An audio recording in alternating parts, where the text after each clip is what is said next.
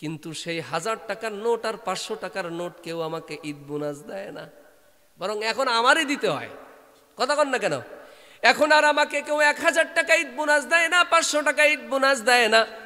শুধু শুধু কেউ আমাকে মামা বাড়ি গেলে আসতে সময় 2 টাকা 5 টাকা দিত, এখন 1 টাকাও দেয় না, কারণ এখন আমার নিজে তার সওয়ালকে দিয়ে আসতে হয়।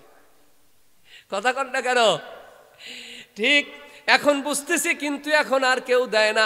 এখন চাইলেও কেউ দেয় না, তখন চাইলে অটোমেটিকলি দিয়ে দিত, এখন চাইলেও কেউ দেয় না। অনুরূপভাবে বাজান, চক্ষুটা যদি বন্ধ হয়ে যায়, কবরে যাওয়ার পরে যখন বুঝবো দুনিয়ার কোনো মূল্য নাই, আখিরাতের মূল্য, নামাজের মূল্য, রোজার মূল্য, সদকার মূল্য, জাকাতের মূল্য, এই সব নেকির কথা মূল্য যখন বুঝতে পারবো, তখন চাইলেও আর আমাকে মূল্য কেউ দিবে না। কথা কন না? واتقوا يوما لا تجزي نفس عن نفس شيئا ولا يقبل منها شفاعة ولا يؤخذ منها عدل ولا هم ينصرون। আমার আল্লাহ তাআলা ঘোষণা দিয়েছেন, ইন্তেকালের পরে যখন কবরে চলে যাবে, ময়দানে মাহশার যখন শুরু হবে, তখন কেউ কাউকে বন্ধু হিসেবে পরিচয় দিবে না।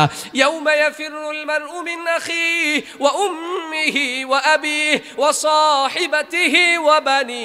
আমার আল্লাহ বলেন, কিয়ামত যখন তাণ্ডব শুরু হয়ে যাবে, ইযা যুলজিলাতিল আরদু জিলজালাহা ওয়া আখরাজাতিল আরদু আসকালাহা ইয়া আইয়ুহান নাসু ইত্তাকু রাব্বাকুম ইন্না জালজালাতাস সাআতি শাইউন আযীম। একটা জিনিস হাতের কাছে পাইয়াও পাইলাম না। উদাহরণস্বরূপ মনে করেন একটা লটারি। লটারিতে আপনি একটা নম্বর দেওয়া থাকে না, 10 নম্বর বা 12 নম্বর বা 16 নম্বরের একটা ডিজিট দেওয়া থাকে। মনে করেন লটারি ড্র হওয়ার পরে এই নাম্বারটা পত্রিকায় আসছে বা মেসেজে আসছে। এখন এই নাম্বারটা আপনি মিলাচ্ছেন, শুরু থেকে সব নাম্বার আপনার টিকেটের সাথে মিলে যাচ্ছে। প্রথমে যেটা সেটা মিলে, দ্বিতীয়টা মিলে, তৃতীয়টা মিলে, এইভাবে মিলাইতে মিলাইতে একেবারে সর্বশেষ সংখ্যার আগের সংখ্যা পর্যন্ত সব মিলে গেছে। বলেন তো, তখন পর্যন্ত মনে একটা আশা জায়গা যায়, এই যে মনে হয় পাইলাম। কথাগণ, কিন্তু ঠিক যখন লাস্ট নাম্বারটার দিকে তাকানো হয়, যখন দেখবে একটা নাম্বারের কারণে তার লটারি কপালে জুটে নাই, বলেন তো এই লোকটা কত আফসোস করবে? ঠিক না? অনেক আফসোস করবে। এটা তো সামান্য একটা লটারি, কিন্তু আল্লাহ পাক রব্বুল আলামিন আমাকে আপনাকে এমন একটা দামি বস্তু সামনে দিয়েছেন। এই দামি বস্তুটা যদি সামনে হাতের নাগালে পাইয়াও যদি না পাই, তাহলে এর চাইতে বড় আফসোস আর কিছু হইতে পারে না। সেই দামি এবং মহামূল্যবান জিনিসটার নাম হলো পবিত্র রমজানুল মুবারক। ঠিক? কার হায়াত কখন শেষ হবে আল্লাহই ভালো জানে। আর একটা রাত হয়তো বা তারাবির জন্য আছে, অথবা সর্বোচ্চ 2টা রাত, আজ কাল। আগামীকাল তারাবি হতেও পারে, না হলে পরশুদিন অবশ্যই হবে। এখন আজকের এই দিনে কত মানুষ, মুরব্বীরা স্বপ্ন দেখেছে, ইচ্ছা করেছে যে এই রমজানটা খুব সুন্দরভাবে রোজা রাখবে, ইবাদত করবে, কিন্তু বহু মানুষ আজকে আল্লাহ তাআলা তাদেরকে দুনিয়ার থেকে নিয়ে গেছে। ঠিক না? আবার এমনও দেখা যাবে আগামীকালও চলে যেতে পারে। রমজানের চাঁদ উঠবে সূর্য অস্তে যাওয়ার পরে, যখন রমজানুল মুবারকের চাঁদ পশ্চিম আকাশে আসবে, তার কিছু সময় আগেও কিছু ব্যক্তি আল্লাহর এই দুনিয়া ছেড়ে চলে যায় কি যায় না? যায় না? এই লোকটা কত বড় আফসোস তার ভিতরে, যে রমজান মাস পাইয়াও পাইলাম না, হাতের সামনে, হাতের নাগাল থেকে ছুটে গেল। ঠিক না? এর আফসোসের কোনো শেষ নাই। কিন্তু পয়গম্বর আরবি সাল্লাল্লাহু আলাইহি ওয়াসাল্লাম একটা সুন্দর তাকে বুঝ দিচ্ছে।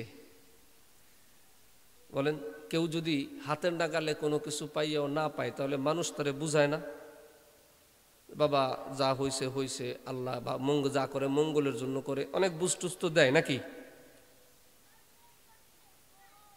তো রাসূলুল্লাহ সাল্লাল্লাহু আলাইহি ওয়াসাল্লাম এই ব্যক্তিকে বুঝ দিতেছে কি, উম্মত শোনো, তুমি রমজান পাও নাই অসুবিধা নাই, কিন্তু তুমি যদি একটা জিনিসের উপরে আরো আগের থেকে 2 মাস ধরে আমল করতে পারো, তাহলে তুমি রমজানের আগে যদি ইন্তেকালও হয়ে যায়, মানুষ কষ্ট করে শ্রম দিয়ে রমজানের রোজা রেখে যেই নেকি সব তুমি নেকি পাবে, তুমি যদি ইন্তেকালও হয়ে যায় শুধু এতটুকু আমল করার কারণে সমপরিমাণ নেকি বিনা কষ্টে শ্রমে আল্লাহ তাআলা তোমার কবরে পৌঁছায়া দিবে। সুবহানাল্লাহ। কি পয়গম্বর আরবি সাল্লাল্লাহু আলাইহি ওয়াসাল্লাম সেই দোয়াটি শিখাইয়া দিয়েছেন, আপনারা পারেন, পড়েনও। আল্লাহুম্মা বারিক লানা ফি রজব ওয়া শাবান ওয়া বাল্লিগনা রমাদান।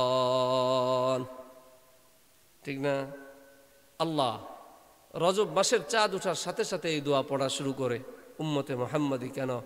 নবীজি এই দোয়াটা, এত সুন্দর কথা, আল্লাহ আপনি রজব মাসে আমাদের উপরে বরকত নাজিল করেন, আর ওয়াবাল্লিগনা রমাদান, রজব এবং শাবান মাসে বরকত দেন, আমাদের হায়াতটা রমজান পর্যন্ত বর্ধিত করেন।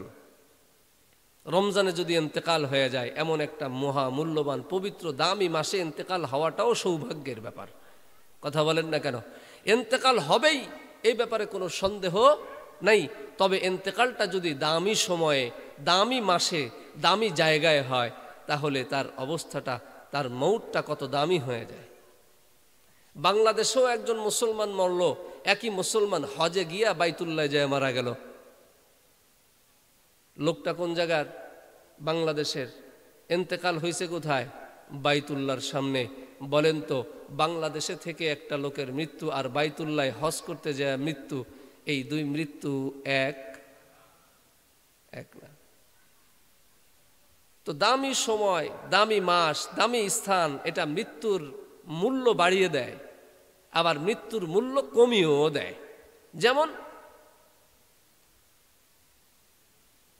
গোলাম আহমদ কাদিয়ানি, নাম শুনছেন? মির্জা গোলাম আহমদ কাদিয়ানি, যে নিজেকে নবী বলে দাবি করছিল, নবুয়তের ধারা তার পর্যন্ত আসা দাবি করছিল, এই লোকটা বাথরুমের মধ্যে পড়ে মারা গেছে। বলেন তো, বাথরুমে মারা যাওয়ার কারণে তার দাম কি বাড়ছে না কমছে? কথা বলেন, কমছে। তো স্থান কাল পাত্র ভেদে মানুষের মৌতের দাম বাড়ে এবং কমে। এ কারণে এই নবী যে এই দোয়াটা বেশি বেশি করে পড়তেন। আর উম্মতে মুহাম্মাদের জন্য জরুরি হলো রমজান মাসের চাঁদ ওঠা পর্যন্ত এই দোয়াটা জারি রাখা। বরঞ্চ যত বেশি রমজান কাছে আসবে তত বেশি এর পরিমাণ বাড়তে থাকবে। কেন? না জানি কখন আমার ইন্তেকাল হয়ে যায়। আল্লাহ কোন রকম নেও, কোন রকম নেও। কতক্ষণ কেউ যখন কোনো অপরাধ করে, কোনো বাবা, কোনো সন্তান যখন কোনো অপরাধ করে, এমন অপরাধ করছে যে অপরাধটা তার বাবা মা অবশ্যই তাকে শাস্তি দিবে, এই ছেলেটা যখন বাড়ি যাবে, দূরের থেকে যখন রওনা হয়, তখন মনের ভিতরে তত একটা ভয় কাজ করে না। যত বেশি বাড়ির কাছে আসে তত বেশি কি কন্ত তার অন্তরের ভিতরে ভয় আসতে থাকে। একেবারে যখন কাছে চলে আসে, তখন আল্লাহরে যে কি ডাকে, আল্লাহ এইবারের মতো বাঁচায় দাও, আল্লাহ আল্লাহ আল্লাহ আল্লাহ আল্লাহ আল্লাহ, একবার, এইবার আর জীবনে করব না। কতক্ষণ? তাহলে যত বেশি বাড়ির কাছে আসে তত বেশি তার আল্লাহর নাম মুখে বেশি আসে। ঠিক অনুরূপভাবে রমজান থেকে যখন দূরে ছিলাম তখন তত বেশি আফসোস আর আক্ষেপ হয় নাই, এত বেশি অন্তরে তেমন জ্বালা আসে নাই। কিন্তু রমজান যত কাছে আসবে ঠিক তত বেশি আমার ওই জ্বালা শুরু হবে, আল্লাহ আল্লাহ একটু রমজান পর্যন্ত পৌঁছায় দাও, কাছে আইনে ছেড়ে দিও না। কতক্ষণ? আল্লাহ পাক রব্বুল আলামিন আমাকে আপনাকে রমজানুল মুবারকের বরকত হাসিল করার তৌফিক দান করেন। আল্লাহ তাআলা আমাদের হায়াতকে দীর্ঘায়ু করেন। তো যাই হোক, যে আয়াতে কারিমা আমি আপনাদের সামনে তেলাওয়াত করেছি, ইনশাআল্লাহ এই আয়াতে কারিমার উপরে সামান্য কিছু কথা আপনাদের সামনে পেশ করব। দুনিয়াতে যত মজলিস হয়, মাহফিল হয়, যত তবলিগের নসিহাত হয়, জুমার দিন শুক্রবারে মসজিদে বয়ান হয়, সব নসিহাতের ওয়াজের একটাই মাকসাদ, সেটা হলো যে বান্দাগুলা আল্লাহমুখী হবে, আল্লাহর সাথে সম্পর্ক গড়বে, শয়তান থেকে গুনাহ থেকে বিরত থাকবে। কথাগণ ঠিক ঠিক না? হেদায়াত পাবে, দলালাত গুমরাহ থেকে হেফাজতে থাকবে। এই একই মাকসাদে সমস্ত আলোচনা। ঠিক অনুরূপভাবে এই আলোচনাটাও তারই ধারাবাহিকতায়। হেদায়াত কিভাবে আসতে পারে আমার আপনার কাছে, আমি কিভাবে আল্লাহমুখী হইতে পারি, কিভাবে আমি আল্লাহর যেই কাজ করলে রাগান্বিত হয়, অখুশি হয়, এই কাজ থেকে বিরত থাকতে পারি, এই কথা সামান্য একটা কথা অসংখ্য কোরআনের ভিতরে ৬,৬০০ রেওয়ায়াত অনুসারে ৩২, ৩৩, রেওয়ায়াত অনুসারে ৬৬, যতগুলো আয়াতি থাকুক সমস্ত আয়াতে কারিমার ভিতর থেকে আমি একটা মাত্র আয়াতে কারিমা তেলাওয়াত করেছি। ইনশাআল্লাহ এই আয়াতে কারিমার উপরেই আপনাদেরকে কিছু কথা আলোচনা করব। আল্লাহ তাআলা সূরা মুনাফিকুনের মধ্যে বলেন, ইয়া আইয়ুহাল্লাযীনা আমানু লা তুলহিকুম আমওয়ালুকুম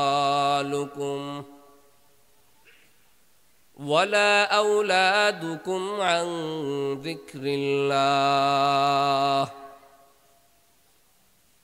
আল্লাহ পাক রব্বুল আলামিন দুনিয়ার বান্দা ইমানদারদেরকে ডাক দেন, হে ইমানদারেরা, লা তুলহিকুম আমওয়ালুকুম ওয়ালা আওলাদুকুম, তোমাদের অর্থ সম্পদ, তোমাদের সন্তান সন্ততি তোমাদেরকে যেন গুমরাহ না ফেলায়, বাধা না দেয়, আন যিকরিল্লাহ, আল্লাহর জিকির থেকে। কথা বুঝছেন? আল্লাহ পাক রব্বুল আলামিন ডাক দেন, হে ইমানদার, আল্লাহ চাইলে গোটা পৃথিবীর সমস্ত মানুষকে ডাক দিতে পারতেন। কারণ মুসলমান, কেউ যদি মুসলমান হয় সেও যেমন আল্লাহর বান্দা, কেউ যদি অমুসলমান হয় সেও কিন্তু আল্লাহর বান্দা, সবই আল্লাহর মাখলুক। কথা কন ঠিক কি ঠিক না? ও বাজান, একটু আমার সাথে কথা বলতে হবে। আপনারা কথা বললে আমি একটু সাহস পাবো, আর আপনারা কথা না কইলে আমার মুখ দিয়ে বের অতি কষ্ট হবে। কথা কন, জোশ বাড়বে আপনাদের হুশে, আপনাদের জোশে আমার জোশ, আপনাদের জোশ নাই তো আমারও কামসারা। আল্লাহ পাক রব্বুল আলামিন গোটা পৃথিবীর সমস্ত মানুষদেরকে ডাক দিতে পারতেন।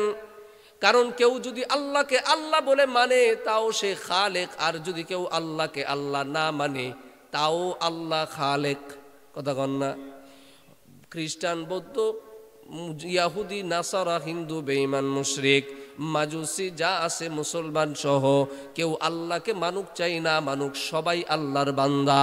আল্লাহ পাক রব্বুল আলামিন চাইলে সব বান্দাকে ডাক দিতে পারতেন। কারণ আল্লাহ সব বান্দাদেরকে দুনিয়াতে সৃষ্টি করার মুখ্য উদ্দেশ্য হলো আল্লাহর ইবাদত গোলামি করা। এই জন্য আল্লাহ চাইলে সব বান্দাদেরকে ডাক দিয়ে বলতে পারতেন, হে দুনিয়ার মানুষেরা, হে বান্দারা, শোনো, তোমরা আমাকে ভুলে যাও না। কিন্তু আমার আল্লাহ দুনিয়ার কাউকে কোনো মানুষ হিসেবে কাউকে ডাক দেন নাই।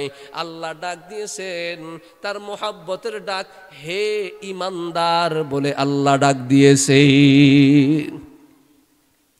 ডাক্তারের একটা নাম আছে না নাই? কথা বলেন না? ডাক্তারের জন্মগত নাম আছে না নাই? এরপরও তার নাম থেকে ডাক্তার সাহেব বলে ডাকলে সে খুশি হয়। ইঞ্জিনিয়ার সাহেবের জন্মগত একটা নাম আছে, তাকে তার নাম রেখে ইঞ্জিনিয়ার সাহেব বললে ডাকলে সে খুশি হয়। কথা কন না? মৌলানা সাহেব, তার একটা নাম আছে, কিন্তু মৌলানা বললে একটু ভালো লাগে। মুফতি সাহেবের নাম থুইয়া মুফতি সাহেব বললে একটু ভালো লাগে, একটু পছন্দ হয়, আনন্দ লাগে। ঠিক অনুরূপভাবে আল্লাহ তাআলা চাইলে দুনিয়ার সব মানুষদেরকে ডাক দিতে পারতেন, কিন্তু আল্লাহ দুনিয়ার মানুষের নাম ধরে না ডেকে আল্লাহ তাআলা তার বৈশিষ্ট্য ধরে ডাক দিছে। ডাক্তার সাহেবকে যেমন ডাক্তার বলে ডাকা হয়, ইঞ্জিনিয়ার সাহেবকে যেমন ইঞ্জিনিয়ার বলে ডাকা হয়, আমার আল্লাহ মুসলমান যারা কালেমা পড়ছে তাদের নাম ধরে না ডাইকা তাদের লকব দিয়া বলছে ইমানদার। এতে আমরা খুশি হব না বেজার হব? ডাক্তার সাহেবকে ডাক্তার বললে যদি খুশি হয়, ইঞ্জিনিয়ার সাহেবকে ইঞ্জিনিয়ার বললে যদি খুশি হয়, তাহলে পৃথিবীর শ্রেষ্ঠ লকব হলো ইমানদার, আখেরাতের শ্রেষ্ঠ লকবের নাম হলো ইমানদার। এর উপরে আর কোনো উপাধি দুনিয়া আখেরাতে কোথাও হইতে পারে না। আমার আল্লাহ যেমন দুনিয়াতে আমাকে ইমানদার বলে ডাক দিছে, এমনিভাবে যদি আমাকে আপনি আখেরাতের ময়দানে যদি একবার আমাকে ইমানদার বলে আল্লাহ ডাক দেয়, বুঝতে হবে কপাল খুলে গেছে, সোজা জান্নাত। ইমানদার এমন একটা মহা উপাধির নাম, এই উপাধি কেউ চাইলে টাকা দিয়ে কিনতে পারে না। কেউ চাইলে দুনিয়ার জমিনের ভিতরে নগদ অর্থ দিয়ে টাকা দিয়ে 2 নাম্বার সার্টিফিকেট উঠাইয়া ডাক্তার হইতে পারে। কেউ চাইলে নগদ অর্থ দিয়ে টাকা দিয়ে ইঞ্জিনিয়ারের সার্টিফিকেট কিনে নিজে ইঞ্জিনিয়ার হইতে পারে। হাজী সাহেব নগদ অর্থ টাকা দিয়ে হজ করে এসে হাজী সাহেব হইতে পারে। মৌলানা সাহেব, মুফতি সাহেব মাদ্রাসায় টাকা পয়সা খরচ করে 2 নাম্বার সার্টিফিকেট উঠাইয়া হইলেও সে মৌলানা মুফতি হইতে পারে। কিন্তু ইমানদার এমন একটা উপাধি, গোটা পৃথিবীকে যদি এক জায়গায় করে দেওয়া হয়, তাহলে ইমানদারের উপাধি আল্লাহর কাছ থেকে কেনা যাবে না। কথা কন না কেন? এই জন্য আমার আল্লাহ ডাক দিছে, হে ইমানদার। কারণ পৃথিবীর সব মানুষের ব্যাপারে আল্লাহর চিন্তা না, আল্লাহর কষ্ট পৃথিবীর সব মানুষকে নিয়ে না, কিন্তু আল্লাহর কষ্ট এক জায়গা, আল্লাহর মোহাব্বতটাও এক জায়গা। কোন জায়গা? আমার কালেমা পড়বে, আমাকে আল্লাহ বলে মানবে, বান্দা তার অন্তরে আমার নাম স্বীকার করবে, আমার হাবিবের নাম স্বীকার করবে, আর ওই অন্তর নিয়ে বান্দা জাহান্নামে জ্বলবে। আমার কালেমা পড়ার পরেও অপরাধের কারণে জাহান্নামে যাবে। আমি আল্লাহর কালেমা পড়ার পর ওই লোকটা জাহান্নামে যাবে, আমি আল্লাহ সহ্য করতে পারি না। কারণ সে আমাকে জপে, আমাকে মানে, আমাকে বিশ্বাস করে। এই ব্যথা থেকে আল্লাহ তাআলা অন্যদেরকে ডাক না দিয়া ইমানদার কালেমা পড়নেওয়ালা মুসলমানদেরকে বারবার ডাক দিয়া বলে, খবরদার খবরদার, জাহান্নামের কাজ করবা না। এই জন্য অপর এক আয়াতে আল্লাহ বলেন, ইয়া আইয়ুহাল্লাযীনা আমানুত্তাকুল্লাহা হাক্কা তুকাতিহি ওয়া লা তামুতুন্না ইল্লা ওয়া আনতুম মুসলিমুন। হে ইমানদারেরা, আল্লাহকে পরিপূর্ণভাবে ভয় করো, আর মুসলমান না হইয়া কবরে আইসো না। তার মানে আল্লাহ চায় না যে কোনো কালেমাওয়ালা জাহান্নামে জ্বলুক। কথা কয় না? আরো আছে, আল্লাহ বলেন, ইয়া আইয়ুহাল্লাযীনা আমানু দুখুলু ফিস-সিলমি কাফা ওয়া লা তাত্তাবিউ খুতুওয়াতিশ শাইতান ইন্নাহু লাকুম আদুউম মুবিন। আল্লাহ চায় না যে কেউ কালেমা পড়ে এই কালেমা বুকে ধারণ করে জাহান্নামে জ্বলুক অপরাধের কারণে। এই কারণে আল্লাহ মায়া কইরা, মোহাব্বত কইরা ইমানদার বইলা বইলা ডাক দিয়া দিয়া দিয়া দিয়া কয়। কথা কন না? আল্লাহ তাআলা কাফেরদেরকেও বলছে, কিন্তু আল্লাহ কাফেরদেরকে ভালোভাবে না, ধমকের সুরে, ইয়া আইয়ুহাল্লাযীনা কাফারু লা তা'তাযিরুল ইয়াউম। আছে না কোরআন শরীফে? কাফেরদেরকে আল্লাহ তাআলা ডাক দিছে, কিন্তু কাফেরের ডাক আর মুসলমানের ডাক আল্লাহ একভাবে দেন নাই। মুসলমানের ডাকের ভিতরে আল্লাহর কলিজা ভরা মোহাব্বত, আর কাফেরের ডাকের ভিতরে আছে আল্লাহর ধমক। এই জন্য আল্লাহ পাক রব্বুল আলামিন এই কালেমা পড়নেওয়ালা মুসলমান যেন জাহান্নামে না যায়, কালেমা পড়নেওয়ালা মুসলমান যেন ধ্বংস না হয়ে যায়, এই জন্য একটা মহা ঔষধ আর রাস্তা আল্লাহ এই আয়াতে বলে দিয়েছেন।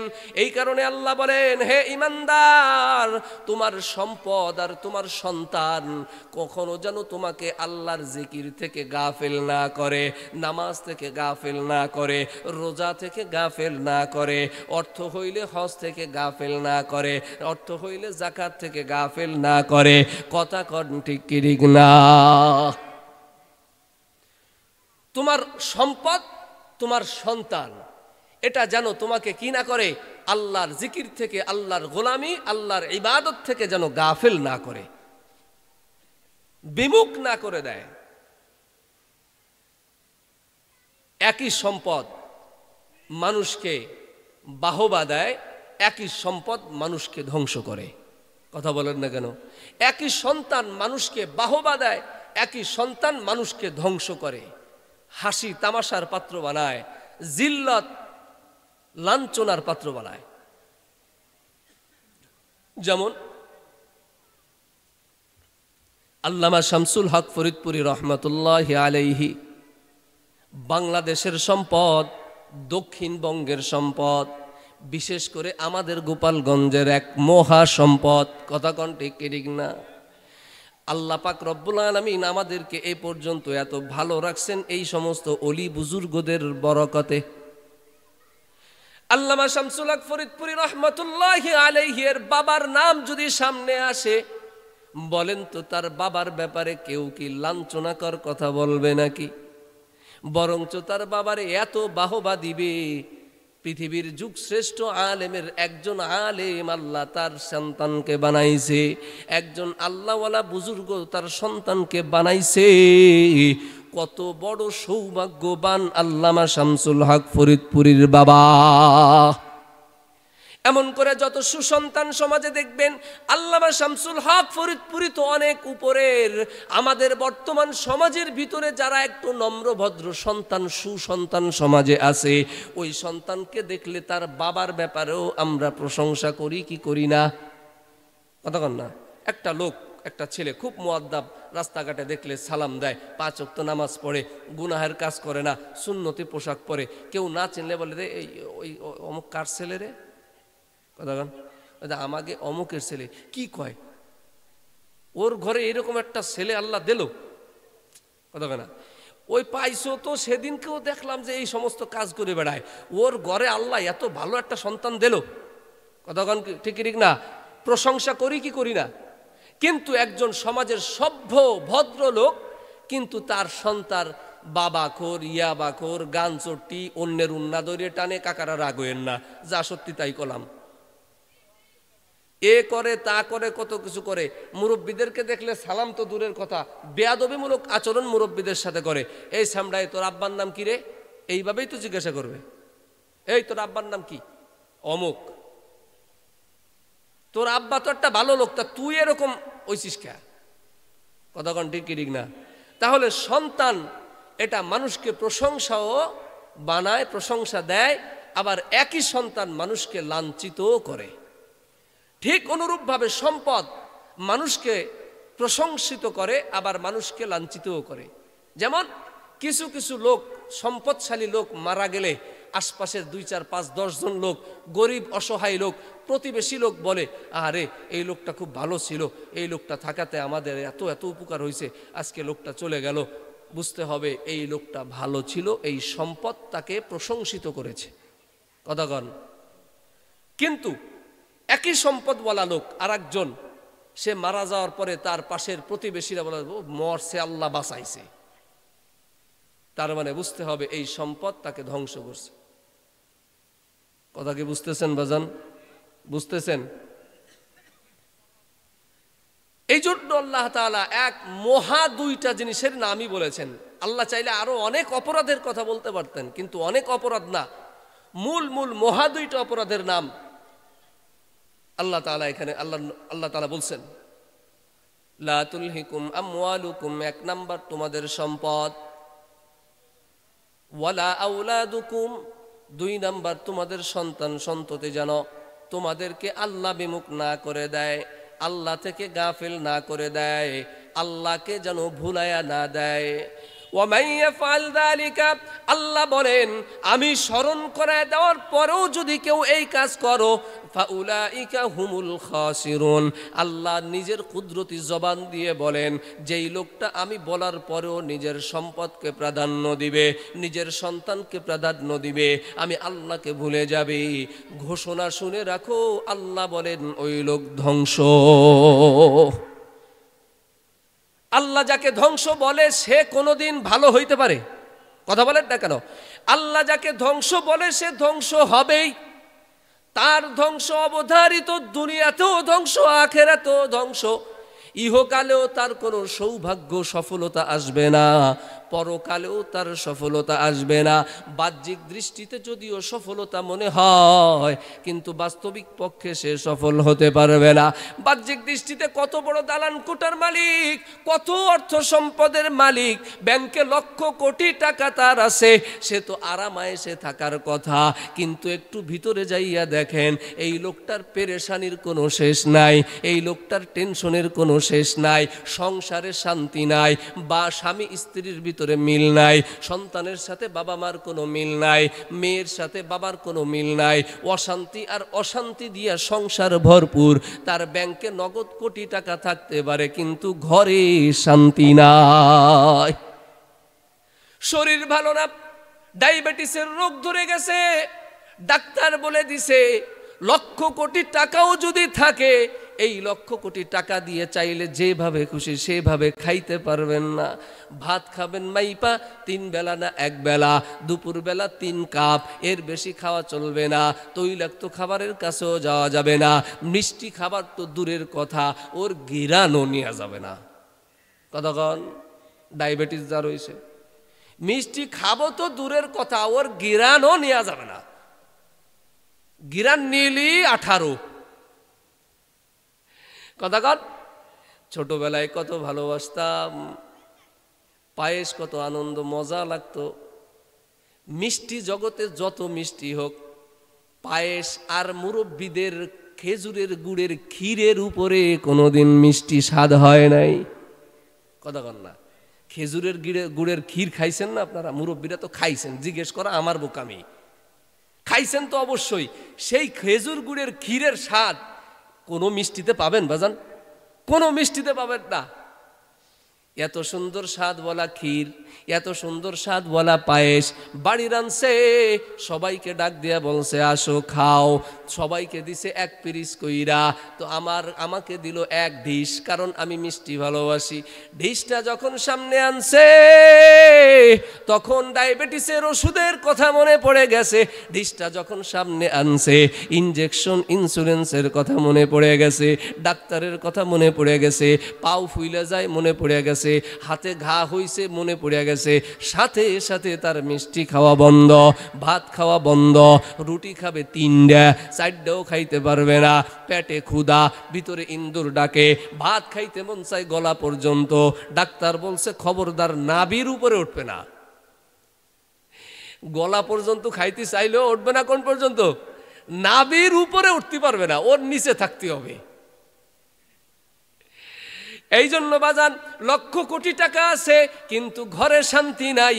লক্ষ কোটি টাকার মালিক, সম্পদের অভাব নাই, অন্তরে শান্তি নাই। লক্ষ কোটি টাকার মালিক, দেহের ভিতরে শান্তি নাই, অশান্তি দ্বারা ভরপুর। বলেন তো, এই অর্থ সম্পদ বাহ্যিক দৃষ্টিতে আমার আপনার কাছে সফল হইলেও আসলেই কি এই অর্থ তার জন্য সফল নাকি? এই জন্য আল্লাহ বলেন, আল্লাহকে ভুলে যায় যারা সন্তানকে প্রাধান্য দিবা, আল্লাহকে ভুলে যায় যারা সম্পদকে প্রাধান্য দিবা, কশিন কালো কোনোদিন সফল হইতে পারবা না। ধ্বংস অনিবার্য, ধ্বংস অনিবার্য। ইহকালও যাবে, আখেরাত পরকালও যাবে। এই জন্য যদি আমার ইহকালেও সফলতা পাইতে হয়, আখেরাতেও যদি সফলতা পাইতে হয়, রাস্তা একটা, আল্লাহমুখী হয়ে চলা, আল্লাহর হুকুমগুলা নবীর তরিকায় মেনে চলা। আল্লাহর হুকুম ছাড়া অন্য কোনোভাবে চললে, আল্লাহর হুকুমগুলা অমান্য করলে, সারা জিন্দেগি যদি আমি আপনি তামান্না করি, আশা করি, কশিন কালেও কোনোদিন জান্নাতের সুঘিরানও পাবো না। এই জন্য নবী আকরাম বলেন সাল্লাল্লাহু আলাইহি ওয়াসাল্লাম, আল কাইয়িসু মান দানা নাফসাহু ওয়া আমিলা লিমা বাদাল মাউত ওয়াল আজিজু মান আতবা নাফসাহু হাওয়াহা ওয়া তামান্না আলাল্লাহ। পয়গম্বর আরবি বলেন, শোনো, তোমাদের লোকের ভিতরে 2টা দল আছে। একটা দল হলো বুদ্ধিমান চালাক, অন্য আর একটা দল হলো নির্বোধ বেউকুফ। আল্লাহর নবী বলেন, চালাক কারা জানো? যারা যারা যারা কিনা নিজেকে, নিজের মনকে মনের মতো চলে না, বরং নিজের মনকে আল্লাহর হুকুম অনুযায়ী চালায়, নিজের অন্তরকে নবীর তরিকায় চালায়। আমার নবী বলেন, এরা হলো দুনিয়ার মধ্যে সবচাইতে চালাক, সবচাইতে বুদ্ধিমান। বুদ্ধিমান, আর তোমাদের ভিতরে নির্বোধ, তোমাদের ভিতরে দুর্বল আর বলদ কারা জানো? যারা কিনা একটার পর একটা অপরাধ করতেই আছে, আবার অপর দিকে তারা জান্নাতের আশা করে, আল্লাহর ক্ষমার আশা করে, বলে আল্লাহ গফুর, আল্লাহ গফফার। এই আশা কইরা কইরা যাইনা শুইনা অপরাধ করতেছে। নবী বলেন এরা হলো দুনিয়ার 2 নাম্বার দল তথা নির্বোধ। কথাগণ একটু হিসাব করে দেখেন, আসলে আমরা চালাক হইতে পারলাম না, এখনো নির্বোধ আছি। নবী যাকে চালাক বলে এর উপরে চালাক হয় না, নবী যাকে নির্বোধ বলে বাজান এর উপরে কেউ নির্বোধ হইতে পারে না। সমাজে তার নাম ডাক থাকতে পারে, সমাজের বিচারপতি হইতে পারে, সমাজের ভিতরে তাকে সুনাম ধন্য একজন ব্যক্তি হিসেবে প্রতিষ্ঠা করা যেতে পারে, কিন্তু নবী যাকে নির্বোধ বলছে ও দুনিয়াতে শত বুদ্ধিমান হইলেও আল্লাহর নবীর ভাষায় এই লোকটা হলো সবচাইতে নির্বোধ। কথা কন ঠিক কি ঠিক না? সবাই একমত, সবাই একমত, ওইতেই হবে।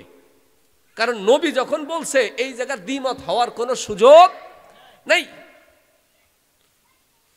এই জন্য ভাইরা আমার, সম্পদ মানুষকে ইজ্জত দেয়, আবার সম্পদ মানুষকে লাঞ্ছিত করে। সম্পদ দিয়ে আল্লাহ বান্দাকে পরীক্ষা করে। সম্পদ পাইয়া আমার গোলাম আমাকে ভুইলা গেল না, আমাকে স্মরণ রাখলো। সম্পদ পাইয়া ওই সম্পদ কি সঠিক পথে ব্যয় করলো না বেঠিক পথে ব্যয় করলো, আমার আল্লাহ এই জিনিসগুলা দেখে। সন্তানও আল্লাহ দিছে পরীক্ষা করার জন্য। এই সন্তান কারণে আমার গোলাম কি আমাকে ভুলে গেল, নাকি এই সন্তানের কারণে আমার আল্লাহ আমার গোলাম আমাকে স্মরণ করলো, ভালোবাসলো। আমার আল্লাহ পাক রব্বুল আলামিন সূরা কাফির মধ্যে এই সম্পদ আর সন্তানের ব্যাপারে বলেন, আল মালু ওয়াল বানুনা জিনাতুল হায়াতিদ দুনিয়া ওয়াল বাকিয়াতুস সালিহাতু খায়রুন ইনদা রাব্বিকা ওয়া খায়রুন আমালা। এই আয়াতের তরজমার আগে আমি একটা ছোট্ট উদাহরণ দেই, বুঝতে পারবেন। তাহলে মুরব্বীরা বা মোটামুটি আমাদের বয়সী যারা ইয়ং জেনারেশন আছে, আমরা একটু সাক্ষী দেই। আমরা ছোটবেলায় 1 টাকার নোট দেখছি না? কতক্ষণ এই 1 টাকার নোটের কোনায় একটা হরিণের ছবি ছিল, ছিল না? ছিল। দেখেন আমরা যখন ছোট ছিলাম, আমাদেরকে যদি কেউ 500 টাকা দিত, 100 টাকার নোট দিত, 50 টাকার নোট দিত, 20 টাকার নোট দিত, 10 টাকার নোট দিত, ওয়া হবে না, আমার ওই 1 টাকার হরিণওয়ালা টাকা দিতে হবে। কতক্ষণ? কারণ ওই যে হরিণওয়ালা টাকা দেখতে সুন্দর, ওইটা ভালো লাগে। টাকার মূল্য বুঝতাম না, তখন সৌন্দর্যের মূল্য বুঝতাম। কথাগণ ঠিক কি ঠিক না? এই জন্য 100 টাকার মূল্য বুঝতাম না, 50 টাকার মূল্যও বুঝতাম না, 10 টাকা 20 টাকার মূল্য বুঝতাম না। বুঝতাম কি? 1 টাকার ওই সুন্দর হরিণটা। আর এখন যদি আইসা এই জামানায় কেউ আমারে আপনারে 1 টাকার একটা সুন্দর সাজানো গোছানো ওর চাইতে আরো রং ঢং কইরা যদি 1 টাকার একটা নোট দেয়, ও কি নেব?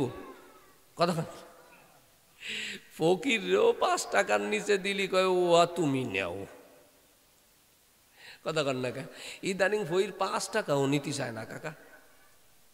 5 টাকা দিলি মুখখান কালা হয়ে যায়। আর 1 টাকা, ওই 1 টাকা ফইরের রাতে দিলি কবে না বাজান, এটা তোমারই আমি দান করে গেলাম। কথা কন না কেন? তার কারণ এখন আমরা সৌন্দর্য বুঝি না, এখন আমরা মূল্য বুঝি। কথা কন ঠিক কি ঠিক না? ঠিক অনুরূপভাবে আল্লাহ তাআলা এই একই কথা দেখেন, আল্লাহ প্রত্যেকটা জিনিস আমার আপনার সামনে উদাহরণ দিয়ে দিছে, কিন্তু আমরা বুঝি না। তাই একই কথা আল্লাহ তাআলা এই আয়াতে কারিমে বলতেছেন কি, আল মালু ওয়াল বানুনা জিনাতুল হায়াতিদ দুনিয়া। দুনিয়ার অর্থ সম্পদ আর দুনিয়ার সন্তান, এটা হলো শুধুমাত্র দুনিয়াকে সুসজ্জিত করা। আল্লাহ সম্পদ দিয়েছেন দুনিয়াকে সাজানোর জন্য, আল্লাহ সন্তান দান করেছেন দুনিয়াকে সাজানোর জন্য, সুসজ্জিত করার জন্য আল্লাহ সন্তান এবং সম্পদ দিয়েছেন। এবার বাজান বলে থাকলে বলে, 1 টাকার সাজানো আর দুনিয়ার সাজানোর ভিতরে কোনো তফাৎ আছে নাকি? কথা কন না? 1 টাকাও সাজানো, দুনিয়াও সাজানো। এক টাকার সৌন্দর্য দেখে না বুঝা ছোটবেলায় 1 টাকা নিতাম, 500 টাকা নিতাম না। যখন আমার আপনার ইন্তেকাল হয়ে যাবে, কবরে চলে যাব, তখন দুনিয়ার অবস্থাটা আমার আপনার কাছে সামান্য 1 টাকার চাইতেও আরো বেশি নিম্ন মূল্যহীন হয়ে যাবে। তখন বুঝে আসবে যে আরে আসলেই তো দুনিয়াটা খালি সাজানো গুছানোই ছিল, ওর কোনো মূল্য নাই। ওই 1 টাকার মতো, ওই 1 টাকার কি হয়, এখন কোনো মূল্য নাই। ঠিক অনুরূপভাবে কবরের চক্ষুটা বন্ধ হয়ে যাওয়ার সাথে সাথে বুঝতে পারবো যে আসলে দুনিয়াটা ওই 1 টাকার নোটের মতো দেখতে সুন্দর, কিন্তু মূল্য নাই। কিন্তু যখন বুঝে আসবে, এখন আমার আপনার টাকার মূল্য বুঝে আসে, কিন্তু সেই 1000 টাকার নোট আর 500 টাকার নোট কেউ আমাকে ঈদ বোনাস দেয় না, বরং এখন আমারই দিতে হয়। কথা কন না কেন? এখন আর আমাকে কেউ 1000 টাকা ঈদ বোনাস দেয় না, 500 টাকা ঈদ বোনাস দেয় না। শুধু শুধু কেউ আমাকে মামা বাড়ি গেলে আসতে সময় 2 টাকা 5 টাকা দিত, এখন 1 টাকাও দেয় না, কারণ এখন আমার নিজে তার সওয়ালকে দিয়ে আসতে হয়। কথা কন না কেন? ঠিক এখন বুঝতেছি, কিন্তু এখন আর কেউ দেয় না।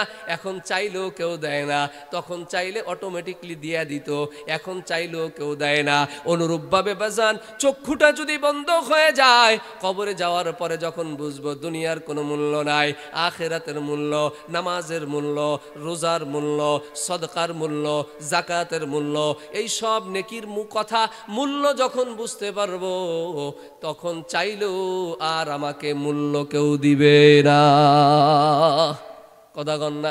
واتقوا يوما لا تجزي نفس عن نفس شيئا ولا يقبل منها شفاعة ولا يؤخذ منها عدل ولا هم ينصرون। আমার আল্লাহ তাআলা ঘোষণা দিয়েছেন, ইন্তেকালের পরে যখন কবরে চলে যাবে, ময়দানে মাহশার যখন শুরু হবে, তখন কেউ কাউকে বন্ধু হিসেবে পরিচয় দিবে না। ইয়াউমা ইয়াফিরুল মারউ মিন আখিহি ওয়া উম্মিহি ওয়া আবিহি ওয়া সাহিবাতিহি ওয়া বানি। আমার আল্লাহ বলেন, কিয়ামত যখন তাণ্ডব শুরু হয়ে যাবে, ইযা যুলজিলাতিল আরদু জিলজালাহা ওয়া আখরাজাতিল আরদু আসকালাহা ইয়া আইয়ুহান নাসু ইত্তাকু রাব্বাকুম ইন্না জালজালাতাস সাআতি শাইউন আযীম। যখন কিয়ামতের ভয়াবহতা শুরু হয়ে যাবে, দুনিয়া যখন ভূমিকম্প শুরু হয়ে যাবে, জমিনগুলা যখন ফাটা শুরু হয়ে যাবে, পাহাড়গুলা তুলার মতো উঠতে থাকবে, সব যখন ধ্বংস হয়ে যাবে, আল্লাহ বলেন সেই দিন তার সন্তান মাকে চিনবে না, মা তার সন্তানকে চিনবে না। ইয়াউমা তারাউনাহা তাযহালু কুল্লু মুরদিআতিন আম্মা আরদাআত ওয়া তাদউ কুল্লু যাতি হামলিন হামলাহা ওয়া তারান নাসা সুকারা ওয়া মা হুম বিসুকারা। আমার আল্লাহ তাআলা বলেন, কিয়ামতের ওই ময়দানের বিভীষিকার অবস্থা যদি তোমরা দেখো, কেমন যেন মনে হবে। ওয়া তাদউ কুল্লু যাতি হামলিন হামলাহা ওয়া তারান নাসা সুকারা। আমার আল্লাহ বলেন, কোন মা যদি তার কলিজার টুকরা সন্তানকে দুধ পান করাইতে থাকে, বুকের দুধ পান করাইতেছে, এমন সময় কিয়ামত শুরু হয়ে গেছে, আমার আল্লাহ বলেন ওই মা তার কলিজার টুকরা সন্তানকে ফেলে দিয়ে দৌড়ানো শুরু করে দিবি। সন্তানের খোঁজ খবর নিতে চাইবে না, সন্তানের পরিচয় আর নিতে চাইবে না। অনুরূপভাবে যদি কোনো মায়ের গর্ভের ভিতরে কোনো সন্তান থেকে থাকে, আমার আল্লাহ বলেন ওই ভয়াবহতার কারণে যেই সন্তান গর্ভ থেকে দুনিয়ার জমিনে আসতে গেলে পৃথিবীর চূড়ান্ত কষ্ট নারীর হয়, এর উপরে আর কোনো কষ্ট দুনিয়ার জমিনে কোনো কিছু নাই। সব চাইতে কষ্ট হলো সন্তান ভূমিষ্ঠ করা, এর দ্বারা মানুষের ইন্তেকালও হয়ে যায়। আল্লাহ যে নারী দলকে বাঁচায়, এটা আল্লাহ একমাত্র কুদরত দিয়া আল্লাহ নারীদেরকে দুনিয়াতে বাঁচায় রাখি। এত যন্ত্রণা সন্তান ভূমিষ্ঠ হয়। আমার আল্লাহ বলেন যখন কিয়ামত শুরু হয়ে যাবে, তখন ওই গর্ভধারিণী মায়ের সন্তান তার গর্ভ থেকে পড়ে যাবে, টেরও পাবে না। এত ভয়াবহতা শুরু হয়ে যাবে, সে তার সন্তান পড়ে গেল সে টের পাবে না। আমার আল্লাহ বলেন ওই দিনের অবস্থা হলো, কোনো সন্তান তার মাকে পরিচয় দিতে চাবে না, কোনো মা তার সন্তানকে সন্তান হিসেবে পরিচয় দিতে চাবে না, কোনো বাবা তার সন্তানকে পরিচয় দিবে না, ভাই ভাইয়ের পরিচয় দিবে না, ভাই বোনের বন্ধু বান্ধব কেউ কারো কোনো পরিচয় দিবে না। এমন একটা কঠিন অবস্থা হবে কিয়ামতের ময়দানে। আমার আল্লাহ বলেন সেই দিন কাউকে সাহায্যকারী হিসেবে পাওয়া যাবে না, সহযোগী হিসেবে পাওয়া যাবে না, শাফাআতকারী হিসেবে পাওয়া যাবে না। টাকা দিয়ে, নগদ অর্থ দিয়ে যদি কেউ ওকিল রাখতে চায় তাও কেউ পারবে। কথা কয় না রে বাজান, একটু জোরে কান, পারবে? সবাই পারবে? পারবে না কার কার একটু হাত উঠান দি। সেই দিন টাকা দিয়ে পাবে না, হাত উঠাইছেন? একটু সামনের দিকে আগায় বসেন। মাঝখানে ফাঁকা তো, ওই জায়গায় শয়তান বসে বসে বাদাম খাচ্ছে। একটু সামনের দিকে আগায় বসেন। মনে কেউ কষ্ট নিয়েন না, আমি আপনাদের বয়সে ছোট, আজকের জন্য আপনাদের উস্তাদ, আপনারা আমার ছাত্র। ও আপনারা মানলিও তাই, না মানলিও তাই। আল্লাহ, এই জন্য ভাইরা আমার, ইন্তেকাল যখন হয়ে যাবে, চক্ষুটা যখন বুঝে যাবে, তখন বুঝতে পারবো দুনিয়ার মূল্য 1 টাকার মতো, বরং 1 টাকা তো না, বরং 1 টাকার চাইতে আরো বেশি মূল্যহীন হলো দুনিয়া। আর আখিরাতের মূল্য অনেক বেশি। সেই দিন চাইলেও আর কেউ আমাকে 1 রাকাত নামাজ দিবে না, 1 টাকা সদকার নেক আমাকে কেউ দিবে না। সেই দিন আমাকে কেউ একটা সত্য কথা বলার কারণে নেকির পরিমাণ আমাকে দিবে না, সমাজের ভালো কাজের একটা নেকি সেদিন আমাকে কেউ দিবে না। সেই দিন কেউ আমাকে কোরআন তেলাওয়াতের নেকি দিবে না, বরং সেই দিন সবাই নফসি নফসি করতে থাকবে, সবাই ছোটাছুটি শুরু করে দিবে, কেউ কারোর সহযোগিতা সেই দিন করবে না। ওই দিন বুঝতে পারবো আখিরাতের মূল্য বেশি, কিন্তু সেই দিন কোনো কাজ হবে না। এই যে লক্ষ কোটি দুনিয়ার মানুষ, এই যে হাজার হাজার মানুষ আমার আপনার চোখের সামনে থেকে কবরে যায়, বলেন তো আজ পর্যন্ত কেউ কোনো অর্থ সম্পদ নিয়ে কবরে যাইতে পারছেনি?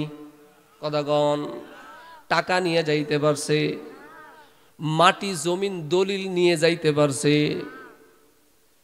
কেউ কি কইছে আমার আব্বা এত টাকা এত গহনাই করছে, আমি তো কাফনের কাপড় বেশি, আপনারাও কাফনের কাপড় আনেন?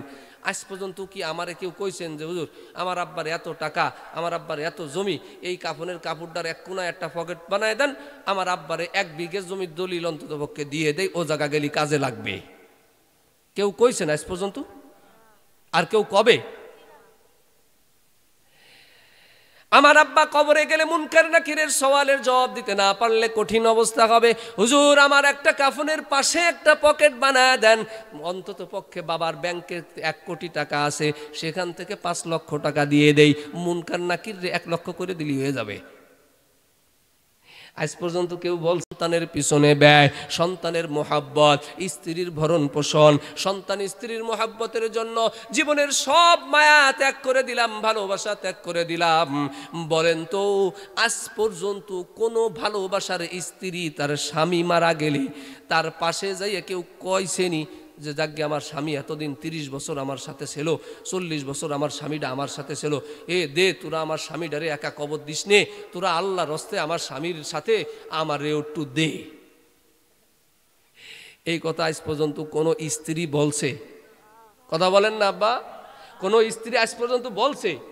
যদি কোনোদিন কেউ কানছে, আমলায় কানবা লাগছে, আমার এই গেছে, আমার তাই গেছে, আমি কি করবানে, আমার ওই হইছে তাই হইছে, সব করার পরে একজন পাশেতে যায় কইছে কি কাকি তাই তোমার কান্দা কাটির দরকার নাই, তুমি কাকারে ছাড়া যখন থাকতেই পারবা না, তাই চলো তোমার কাকার সাথে তুই আসি। ওই কথা কইলি কাকি আর কানবে? কথা কর না, 1 ফুটা পানি তো বাড়বেই না। না বাজান থাকবে তো, তোর কাকা তো আমার বিয়ের আগে একাই থাকতো, এখনো একা থাক। কথা গণ ঠিক কি ঠিক না? কোনো কাকি কবরে যাইতে রাজি না। এত ভালোবাসা গেল কোথায়? 30 বছরের সংসারের ভালোবাসা কই গেল? 40 বছরের সংসারের ভালোবাসা কোথায় গেল? মা বাবাকেও যদি বলা হয় ও বাবা তোমার সামনে, তোমার চোখের সামনে তোমার সন্তানটা কবরস্থ, চলো বাবা চলো তোমার সন্তানের সাথে তোমাকে একটু কবরে রাইখে আসি, বাবাও কোনো দিন কবরে যাবে না, মাও কোনো দিন কবরে যাবে না।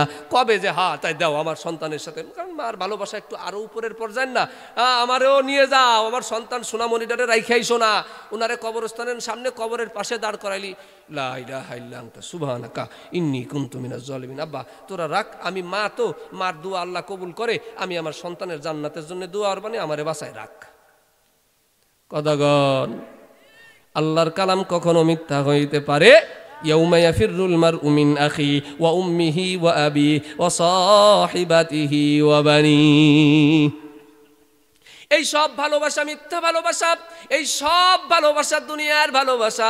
আখেরাতের দিকে যদি তাকান বাজান, এক ফোঁটা সরিষা দানা পরিমাণ ভালোবাসা স্বামী স্ত্রীর ভিতরে নাই, এক ফোঁটা সরিষা দানা পরিমাণ ভালোবাসা সন্তান বাবার মায়ের ভিতরে নাই।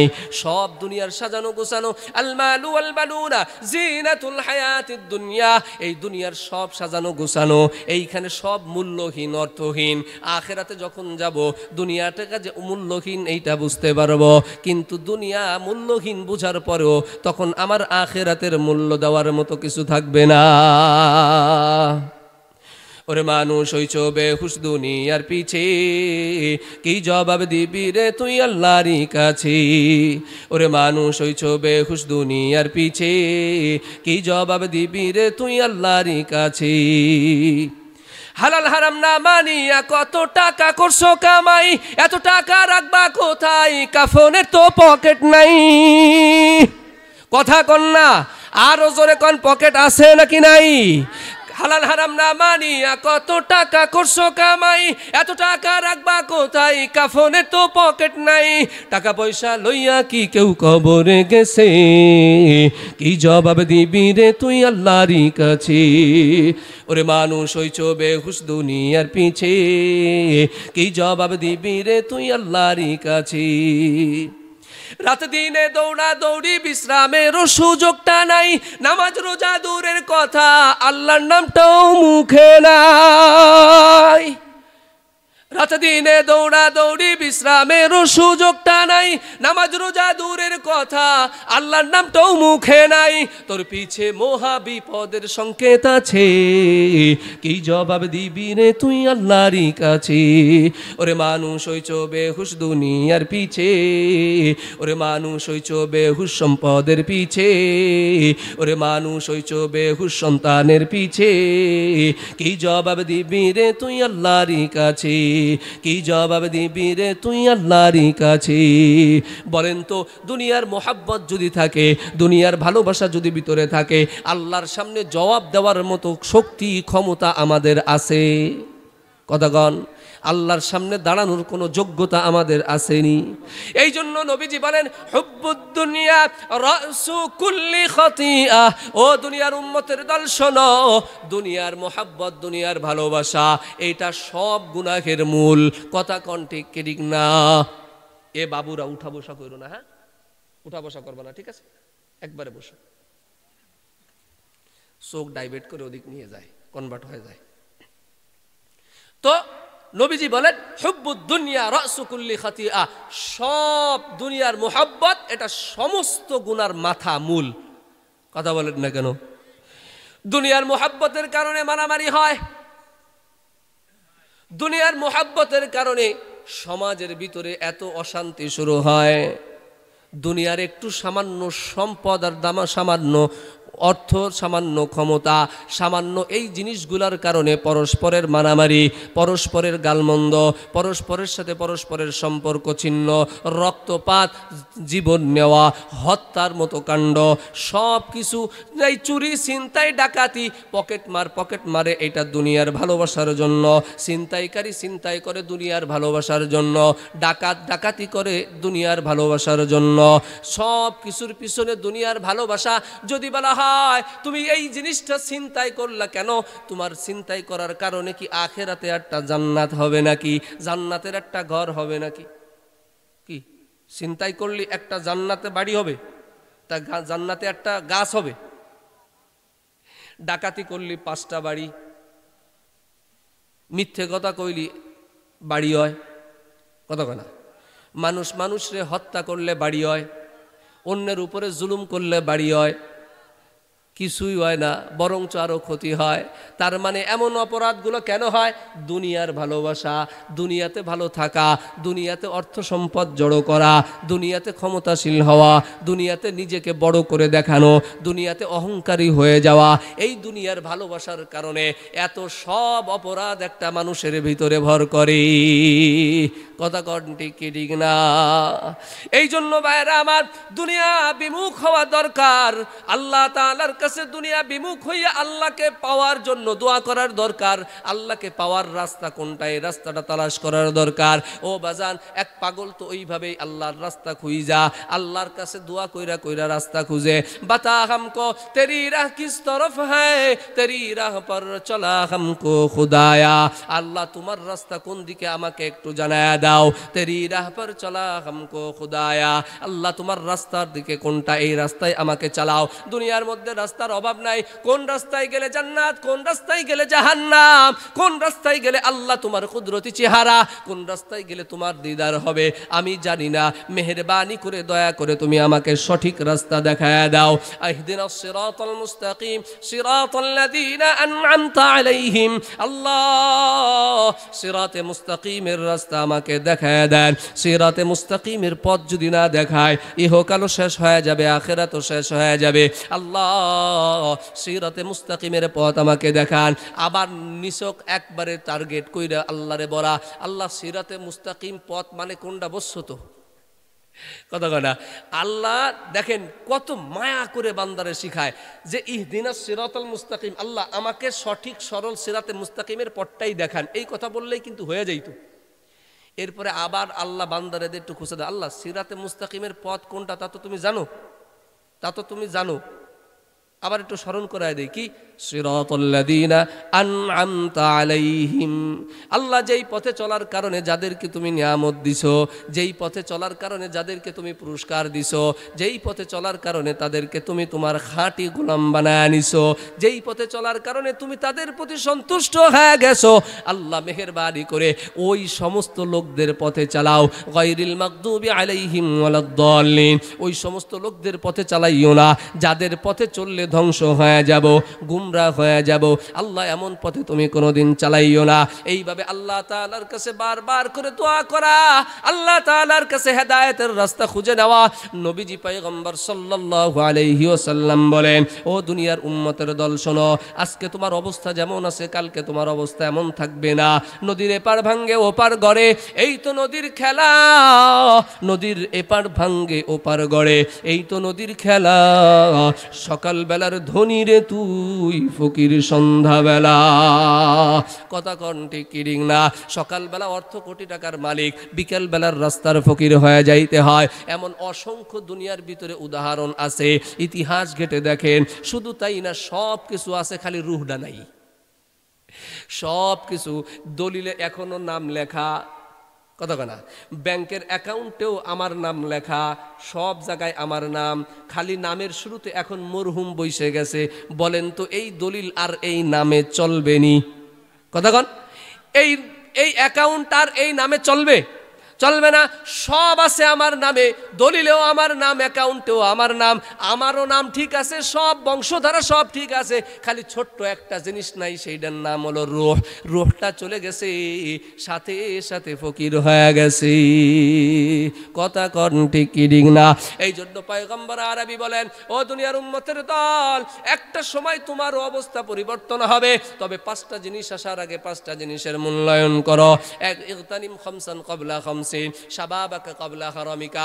পয়গম্বর আরবি বলেন, পাঁচটা জিনিস আসার আগে আর পাঁচটা জিনিসকে কাজে লাগায় নেন। এক নাম্বার, তোমার যৌবনকালকে তার বৃদ্ধকাল আসার আগে কাজে লাগায় নাও। পুরুষ যেমন যৌবনকালকে কাজে লাগায় নিবে,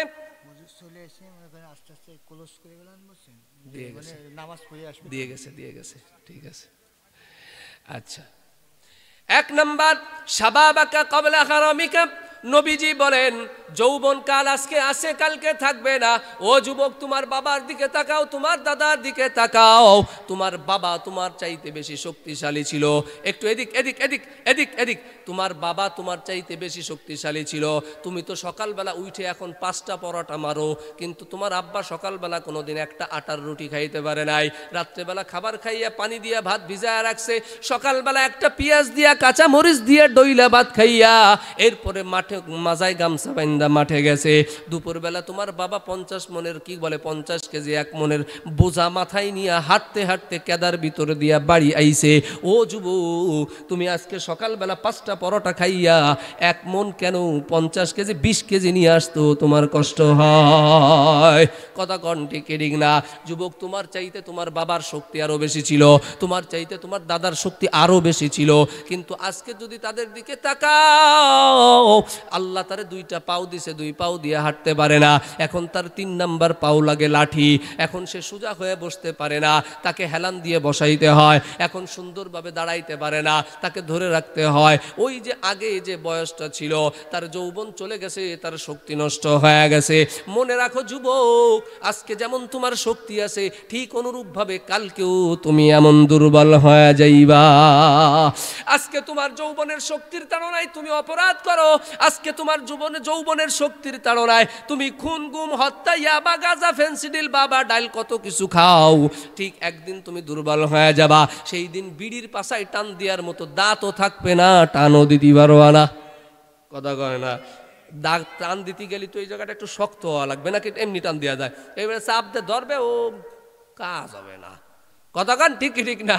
এই জন্য যুবক রে, আজকে তোমার যৌবনের শক্তির তাড়নায় তুমি 1000 কাজ করতে পারো, কিন্তু কালকে যখন তুমি বৃদ্ধ হয়ে যাইবা, তখন আর তোমার এই শক্তি থাকবে না, তখন আর ভালোভাবে তুমি সব ভালো কাজ করতে পারবা না। যৌবনকালে শক্ত হইয়া ঘন্টার পর ঘন্টা দাঁড়াইয়া নামাজ পড়া যত সহজ, তারাবির নামাজ আসতেছে আগামীকাল থেকে। কতক্ষণ ঠিক ঠিক না? আগামীকাল যদি নাও হয় পরশুদিন থেকে অবশ্যই হবে। এই 20 রাকাত তারাবির নামাজ পড়তে যাইয়া যুবক গে মাজা ব্যথায়। কথা বল না? মসজিদে গেলি সব দাড়ি পাকা মুরব্বীরা দাঁড়াইয়া 20 রাকাত তারাবি পড়তেছে, ফাঁকে যুবকরা একটাও নাই। কে? মাজা ব্যথায়, হাঁটুতি ব্যথায়। তোমার কাম সারা বুয়া। বিয়ে যদি করে থাও তাহলে তাড়াতাড়ি কাইটে পড়ো, আর বিয়ে না করলে করার দরকার নাই।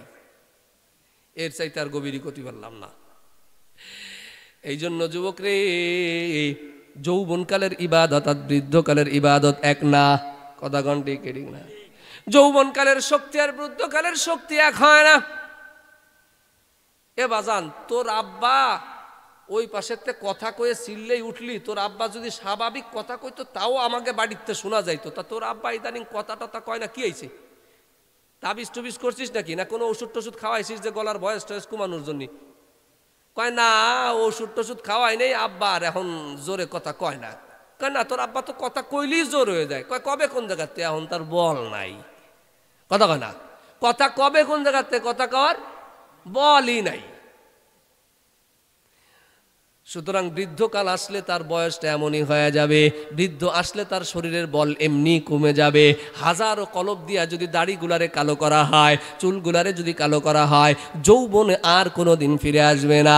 হাজারো যদি তাকে যৌবনের তার দিকে ফিরে আনার চেষ্টা করা হয়, সে যুবক সাজার চেষ্টা করবে, কিন্তু চামড়া কোনো দিন গুছানো বন্ধ হবে না। কথা ঘন্টি কিডিক না?